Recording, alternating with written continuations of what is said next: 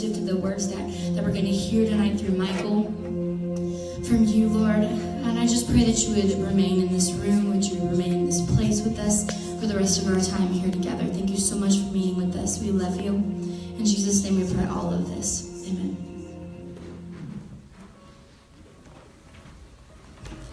Nobody's going to listen to a kid.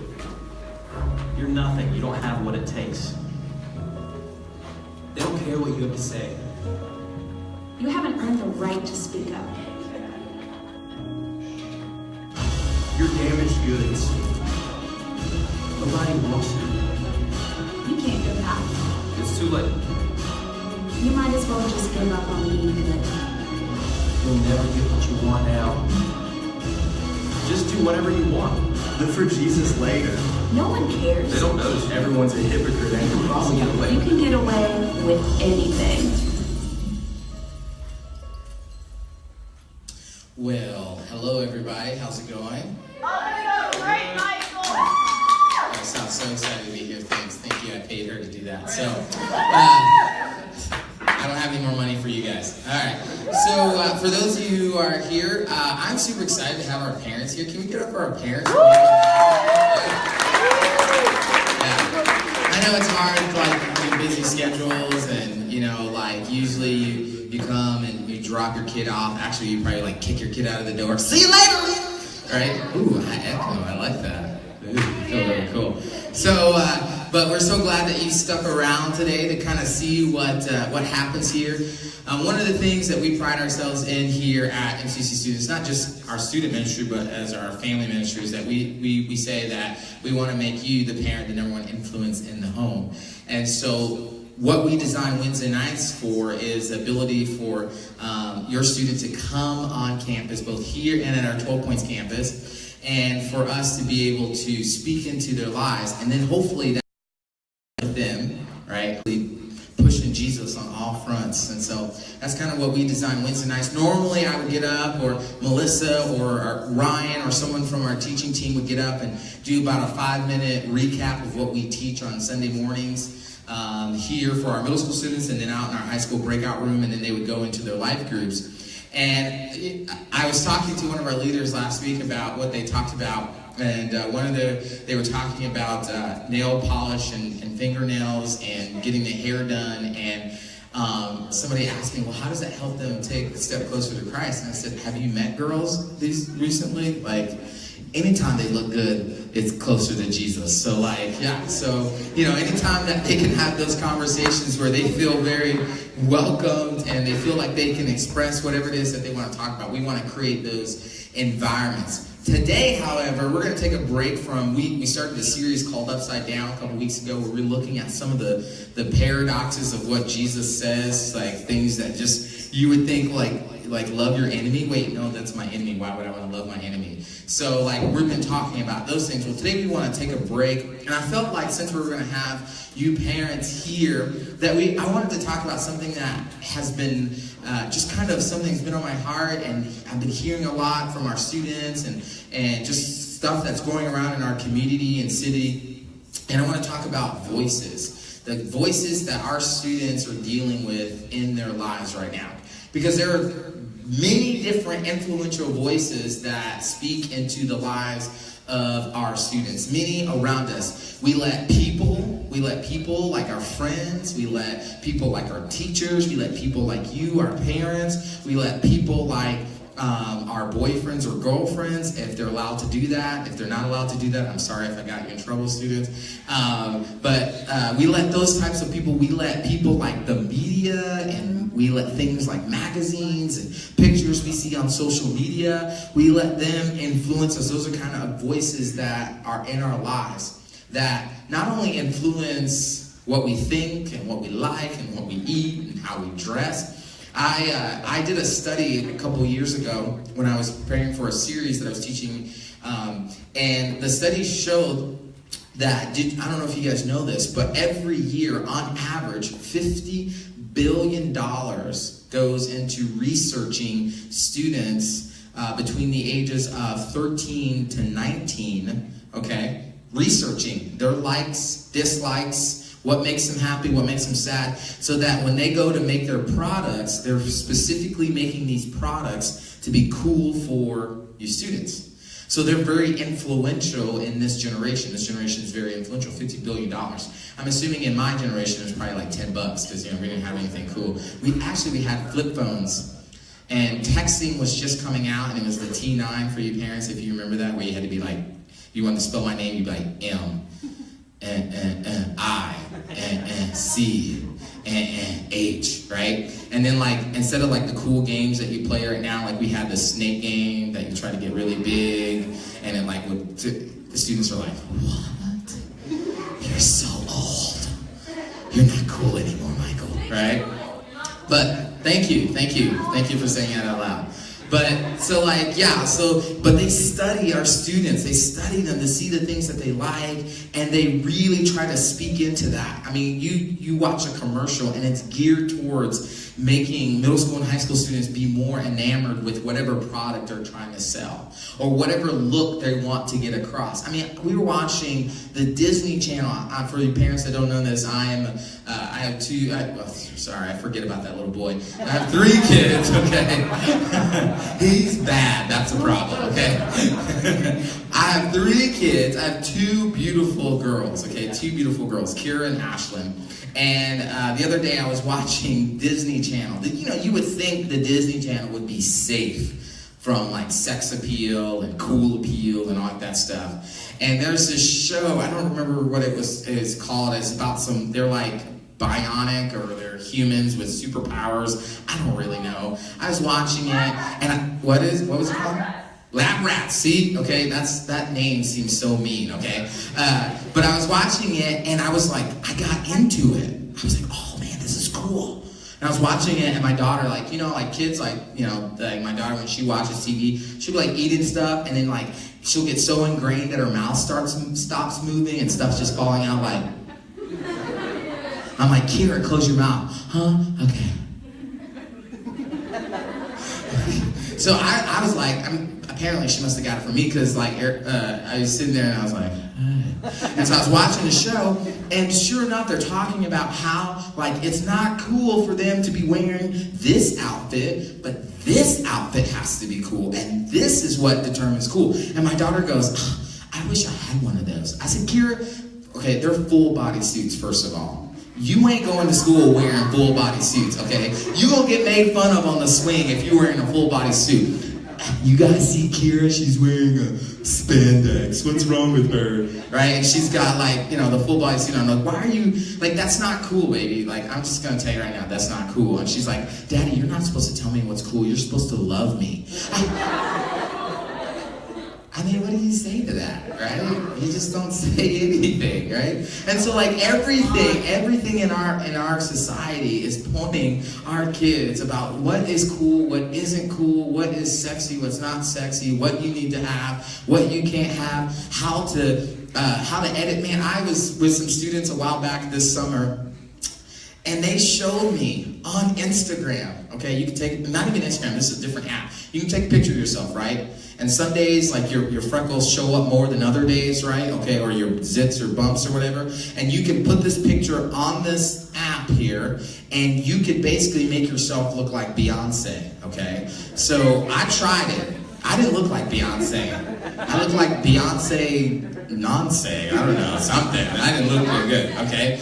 But it's like you can literally change who you are. I mean, that's the type of influences that our students are facing on a daily basis, right? These are the voices in which they are hearing. I remember one time I was, when I was in middle school, I went to summer camp, okay? I went to the summer camp. I'm originally from Naples, Florida, so I am a transplant to Terre Haute, or Paradise, okay? And so I, originally from Naples, Florida, I went to summer camp at this place called Word of Life Summer Camp. It was a Baptist summer camp, okay? So those of you who grew up in a Baptist background, you know what kind of summer camp this was, right? So I went to this summer camp, and this is my first interaction with people of a like different religious backgrounds or whatever like that. They would come from different churches. Like, they didn't really have this whole, you have to be this to come. So when I got to this camp, I was roomed with students that I had no idea who they were. They just put me in this room. I'm like, hey, I'm Michael. Everybody's in here white, and I'm black. Awesome. This is going to be good, okay? Okay, and that's good. So the third night of the camp, they do this thing called capture the flag, okay? Capture the flag, okay? They're like, hey, we're going to play capture the flag. We're going to put you guys in teams of your cabins. First cabin to get the flag and make it back to the beginning of the campsite is going to win this awesome pizza party. I'm like, oh man, this is going to be great, right? So we get this cool idea that, Michael, you kind of dark. This would be awesome for you to be the leader and go capture the flag. Because, see, it's going to be really dark out there, and no one can see you. Don't smile, okay? Do not smile. I'm like, all right, fine, whatever. So we end up winning the tournament, the capture flag tournament, not because of me, but just because we end up winning. We win the thing. We get this awesome pizza party. So the last night of camp, if you've ever been to summer camp, right? Last night of camp, it's always when, the pranks come out. I mean, they come out during the week, too, but it's definitely the last night of camp. So we get this idea. My friends are talking to me like, Michael, we should do this. Okay, my friends that I just made at camp. We should go into the other boys' cabin and put duct tape everywhere over this one kid that was annoying all week. This would be so much fun, right? These are the voices that are in my head. I'm like, man, I don't know. I don't want to get beat up, and I'm kind of scrawny, and the only thing I can do is run fast, and that's not really going to help you when you only can run around camp so often, right?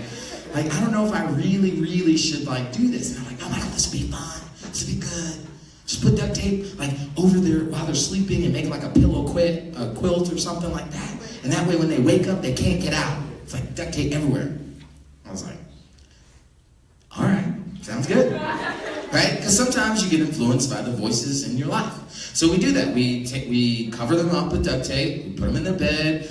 We don't put them in the bed. We put the duct tape in the bed. Cover them up, right? And we're gone, and we go to bed. We come out the next day, morning, we walk into breakfast, you get crust in your eyes, and you look, and you see, this is so bad, you see one of the boys come out, and he's got it looks like he got a haircut, but not really cut very well, because when he woke up in a panic, he got wrapped up in the duct tape, and it wasn't just regular duct tape. For some reason, my friend thought it'd be cool to bring Gorilla duct tape. Not really sure why he ever thought he needed Gorilla duct tape. I don't know if he was planning on building a fort or something, but he bought Gorilla duct tape, and I had no idea that stuff is more stickier than chewing gum. I had no idea.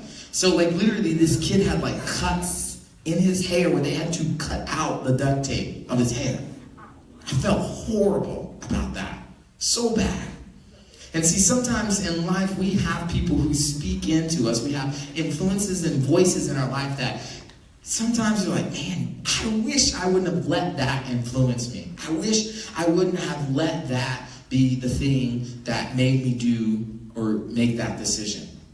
And I think for our students and for you parents as well, because as adults we face this too, is that I think Paul gives us a really great kind of picture into how we can defeat those voices. And so tonight I'm going to talk about 3 voices. I'm going to talk about our past voice, our present voice, and our future voice. And it's based off this verse in 2 Corinthians. It'll be on the screen for you here.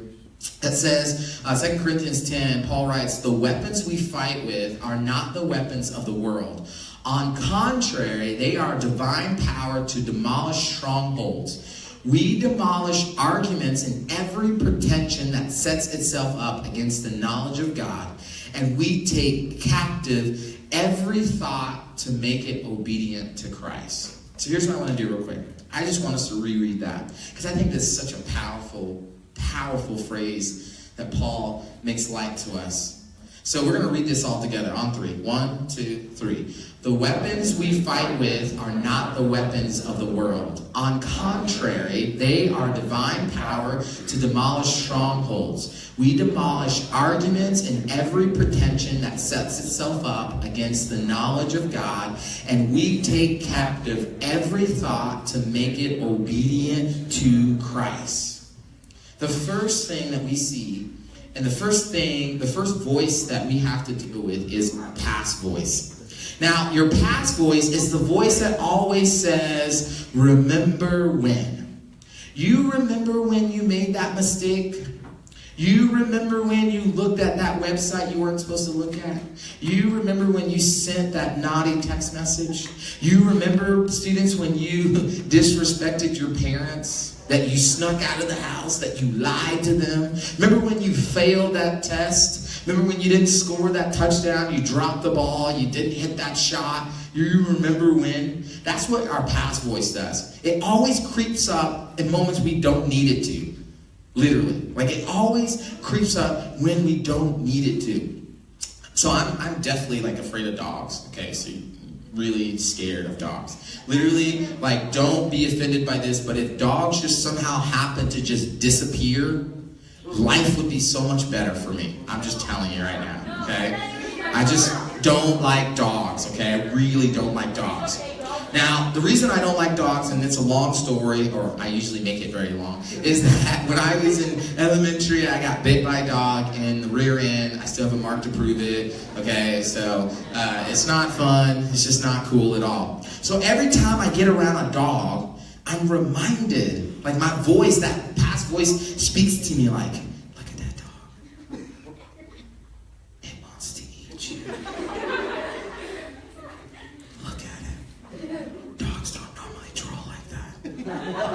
It's trolling because it's looking at you. Look at it. Why is the eye so red? Right? And then I start to like sweat a little bit, like, oh my gosh, maybe you're right. Maybe that dog is looking at me, right? And it never fails that whenever I get around a dog, it literally wants to be next to me, and I just cannot. I just get so like wrapped up, like I get like really tense, and like I like, I get scared, so you like go into yourself, like, like you stop breathing, like your sphincter suck, right? Like you don't move or anything. Like that's what I do every time I see a dog. Like I freeze and I become paralyzed with that fear. And that's what your past voice wants from you. Your past voice wants to constantly remind you that you are a failure. Your past voice is constantly reminding you of all the times you've let your parents down. All the times you've let your life group leader down. All the times you've let your friends down, right? Every failed relationship that you high school students, some of you middle school students have, your past is going to remind you of that. Every time that you've made a huge mistake, and it's been something bad that you regret, and you have a lot of shame and a lot of guilt, your past voice will bring that up. There's still times, I am 31, I am an old guy, okay? 31. And my past voice still sometimes will bring things up from when I was like 4. I don't even remember that I did that. My past voice will be like, you remember that one time that you stepped in that bowl of rice and pooped on yourself? Like that literally happened. Yeah, that actually happened. Yeah. And then I walk around like, gosh, I just poop on myself. That's all I ever do, right? Like it's just a sad time, right? Like your past voice does that. Like that's all it wants you to do. It wants you to be held captive. That's what your past voice leads us to believe that we are held captive by what we have done. Like that, it chains us and it keeps us there in that spot, in that place. It never wants us to move on. But I love what Paul says in this verse. Paul says, the weapons we use have divine power to demolish the strongholds. The things that are holding on to you, those mistakes that you think defined you, like, oh, I am that girl, or I am that guy. Even parents, sometimes we make mistakes. Gosh, I make mistakes all the time. Okay, I've locked my kids into bathrooms, right?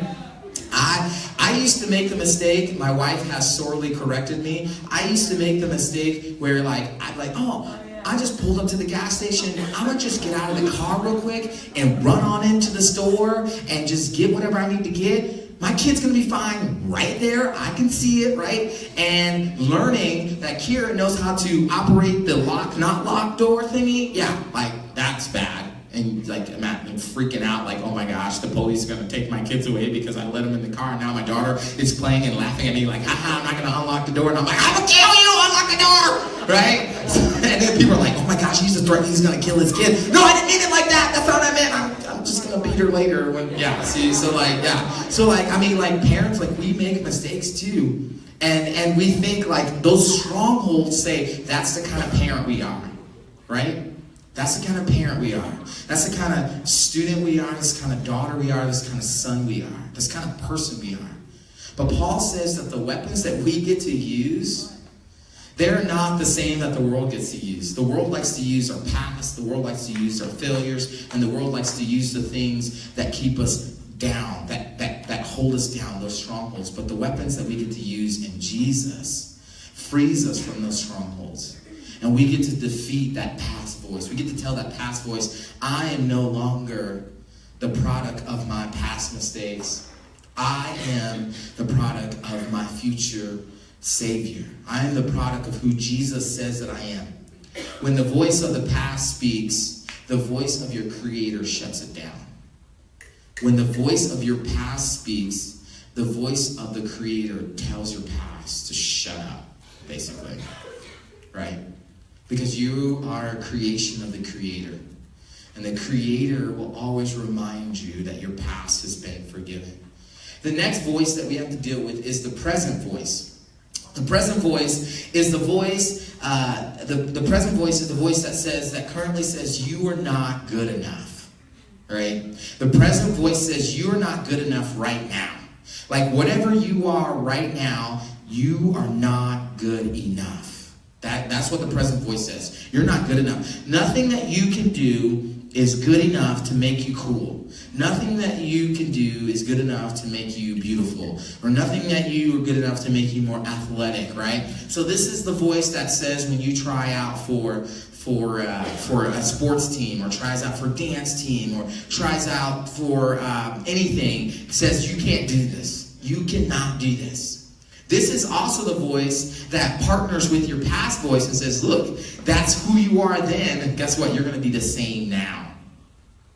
That's your present voice. Your present voice tells you all the time how good you are not.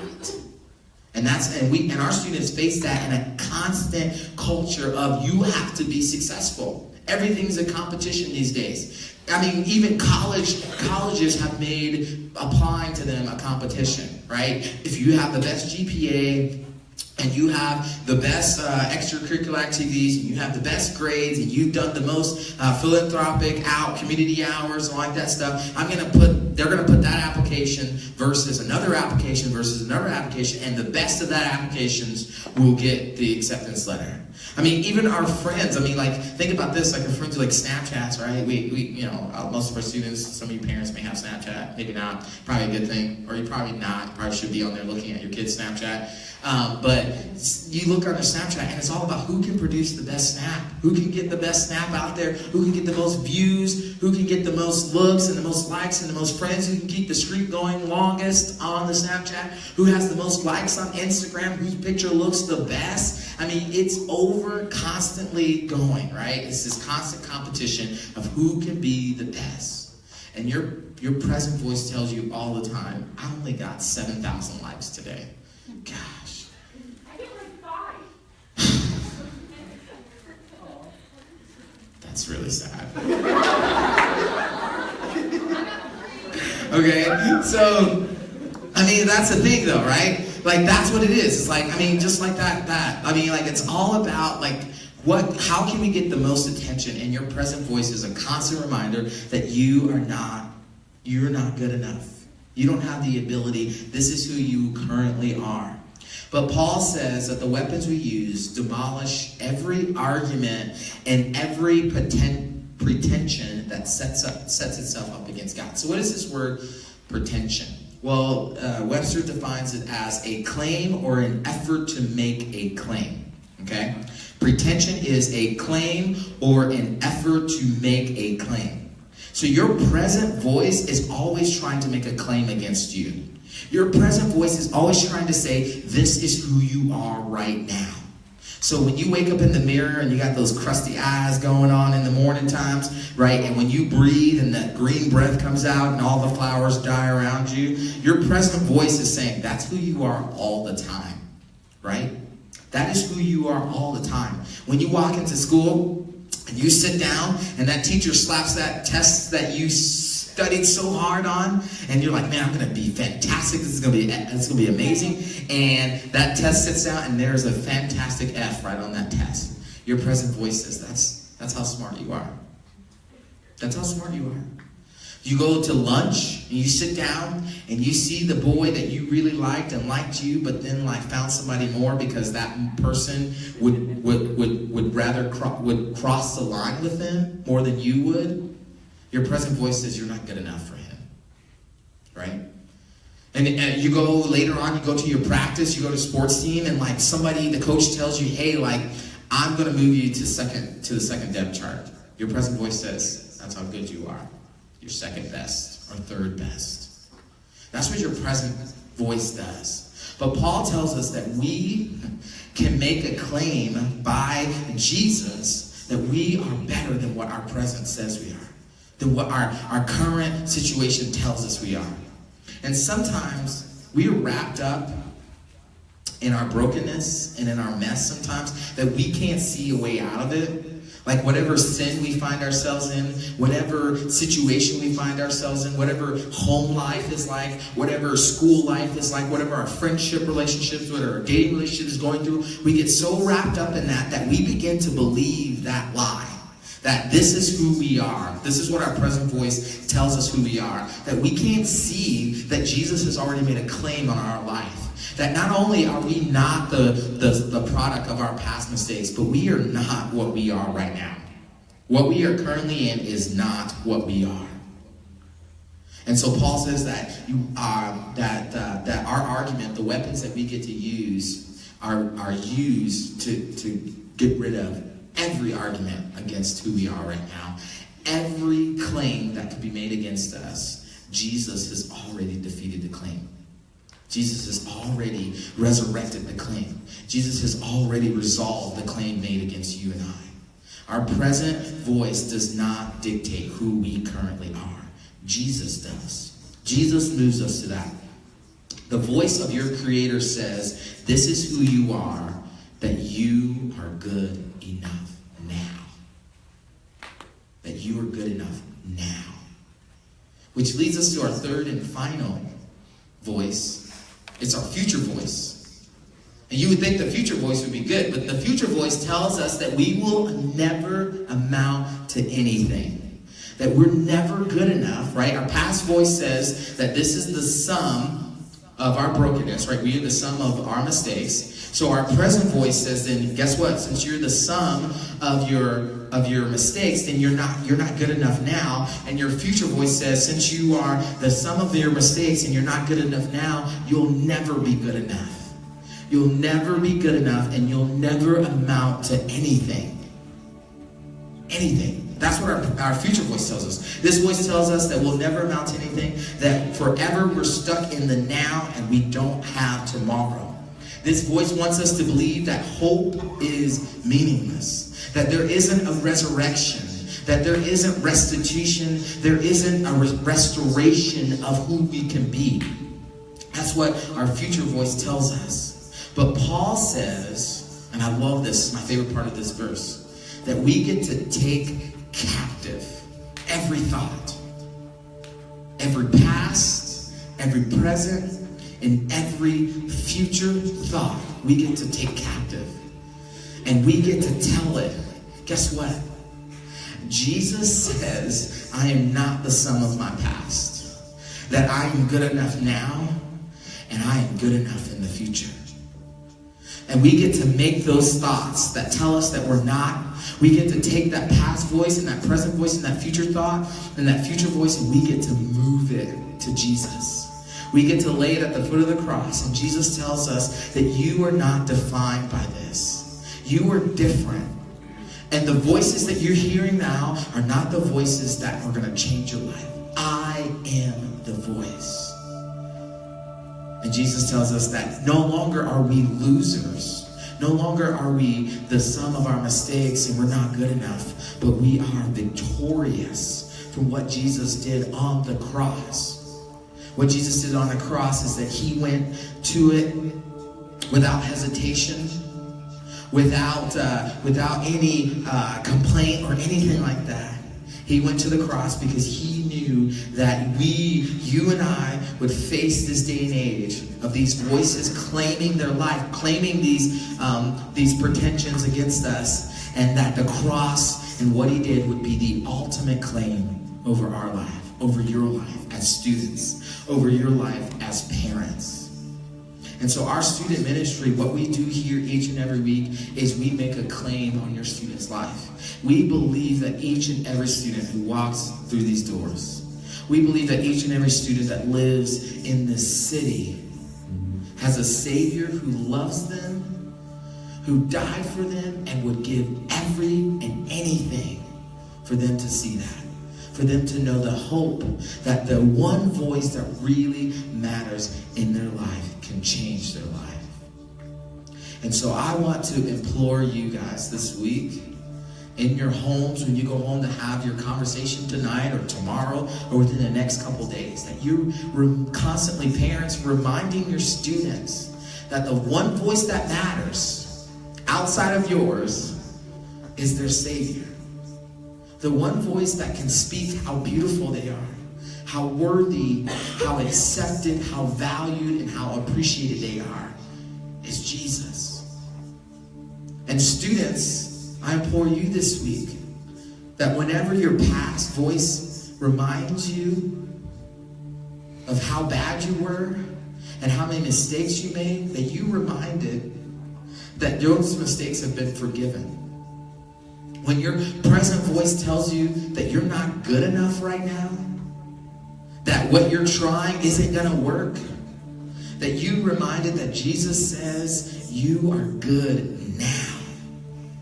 And when your future voice says that you'll never amount to anything, you point to the cross. And you point to what happened on that day. And in that moment. And you tell your future voice that that's where my future is at. It's in the blood, the forgiveness, and the grace of Jesus. And I can do anything through Christ. Anything. So we're going to stand and we're going to continue worship. And I hope that you guys will leave this week knowing that the voices in your life fail in comparison to the voice of Jesus. Stand with me as I pray. Jesus, we just thank you so much for your grace and for your mercy, God.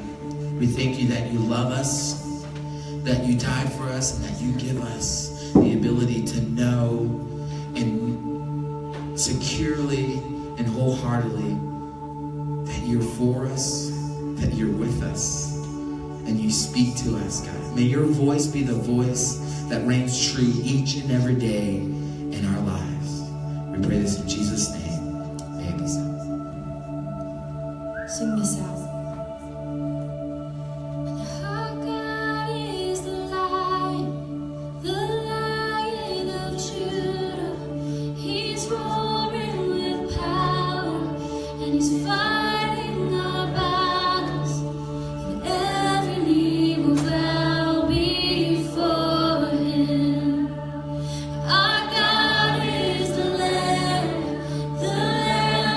Was slain for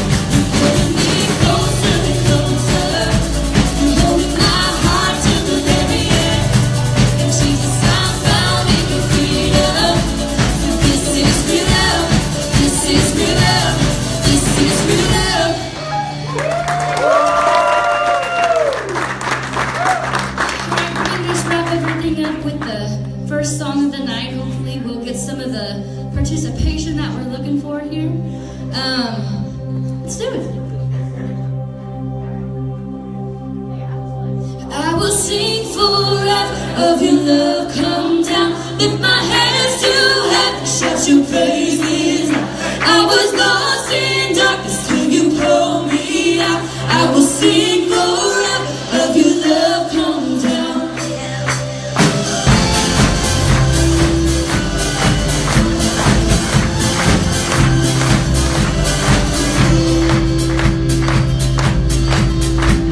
I was blind, I could not see, and chains of sin had shackled me, but God in it heard my plea. It's Jesus, Jesus, rescued me. Oh, Jesus, Jesus, rescued me. I will sing forever of your love come down.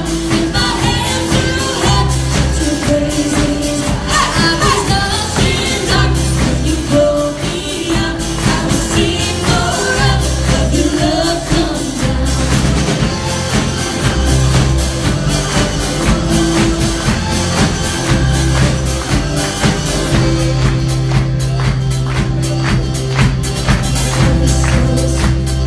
Hurts my soul and hope eternal won't let go.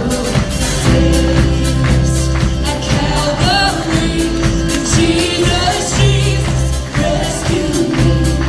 Jesus, Jesus, rescue me. Forever of your love come down. With my hands to heaven, shout your praises. Was lost in darkness when you pulled me out. I will sing forever of your love come down.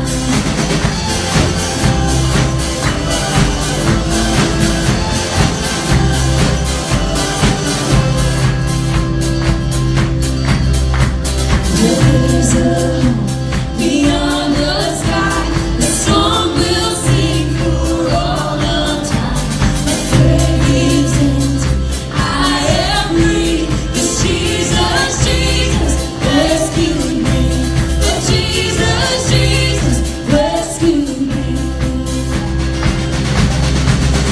I will sing forever of your love come down. With my hands to heaven, shout your praises. I was lost in darkness till you brought me out. I will sing forever of your love come down. I will sing forever of your love come down. With my hands to heaven, shout your praises. I was lost in darkness till you brought me out. I will sing forever of your love come down. I will sing forever of your love come down. I will sing forever of your love come down.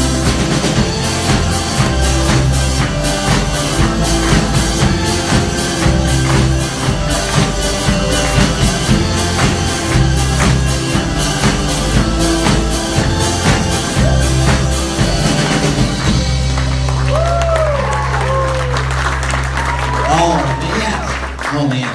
Give it up for the worship band. That's awesome.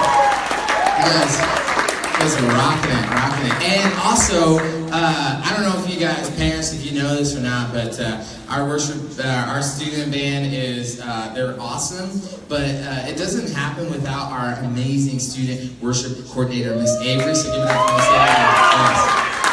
So she works super hard every week, all the time, just working with these students, and she has way more patience and talent than I do. So I tried to lead the band one time.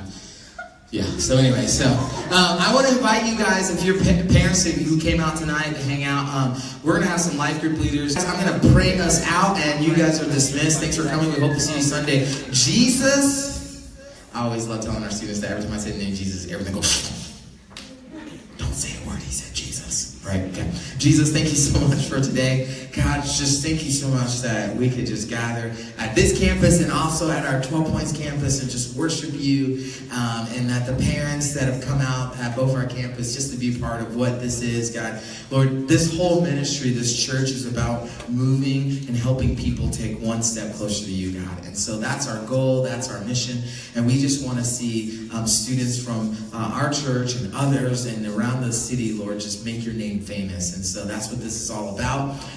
Lord, thank you for allowing us to merge together as life group leaders and parents to figure out what it means to help our students take those next steps. God, I pray that this week, as we go out to our work and our schools and our teams and wherever else we're at, God, that we remember that the number one voice in our life is you. And you say we are good enough. We ask all these things in Jesus' name. Everybody said, amen. Amen. May it be so. All right, have a great week. Thanks for coming, guys. We'll see you next week.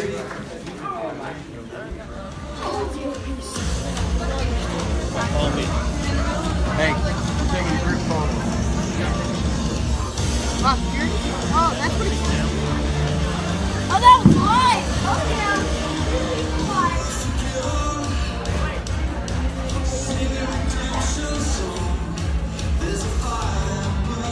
Oh, look, I'm in the way.